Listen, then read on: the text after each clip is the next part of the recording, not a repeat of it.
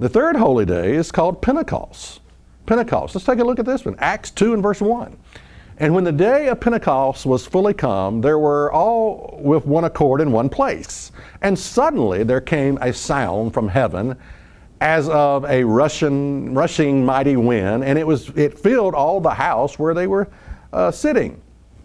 And there appeared unto them cloven tongues like of fire, and it set upon each of them. And they were all filled with, notice this, they were filled with the Holy Spirit and began to speak with other tongues, that's languages, as the Spirit gave them utterance. Now, you got to ask the question, what is the meaning behind the meaning behind the gift, excuse me. What's the meaning behind the gift here? Here was a fabulous gift given by God to mankind. They begin to speak in different languages. What's the meaning behind the gift?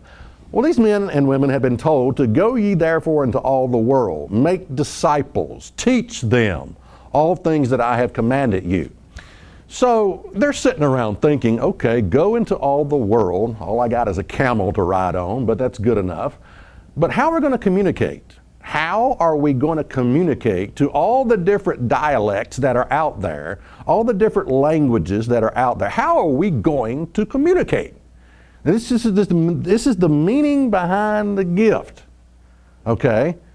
Suddenly, they were given the ability, the gift of languages. This is not some idiotic gibberish that no one can understand. This is not some secret prayer language. This is not some spiritual ego trip that these people were on. This is not some kind of one-upsmanship. Well, I can speak in a gibberish that no one can understand. Boy, I'm special. No one understands it. But you can't. This is not some kind of one-upsmanship. It is the gift of languages. Language, the gift of language. I mean, the ability to communicate in different languages, which is the meaning behind the gift. Now, the Spirit of God is all about receiving. That's what Pentecost is all about. It's about receiving the Spirit of God. It's about transforming a rebellious heart into a heart that can and will obey the law of God. If you want to know what it's really all about, Pentecost, receiving the Spirit of God, here it is, Hebrews 8 and verse 10. I will put my laws into their mind and write them in their hearts.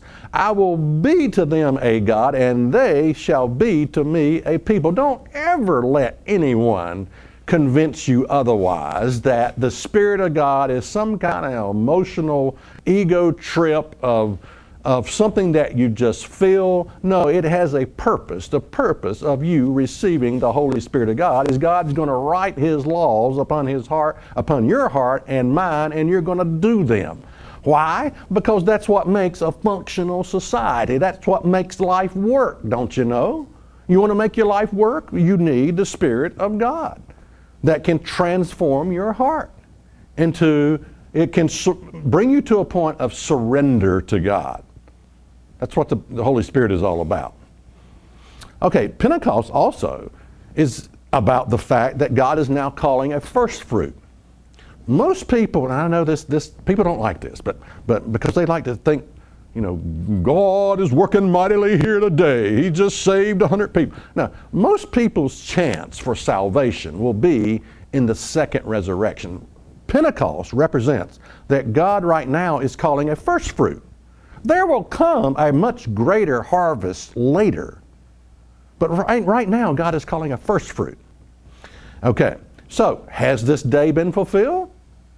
Well, nonsense. Is God still calling people? Is God still calling them out? Are people still receiving the Spirit of God? Has the day of Pentecost been fulfilled? Has it been done away with? Is it nailed to the cross?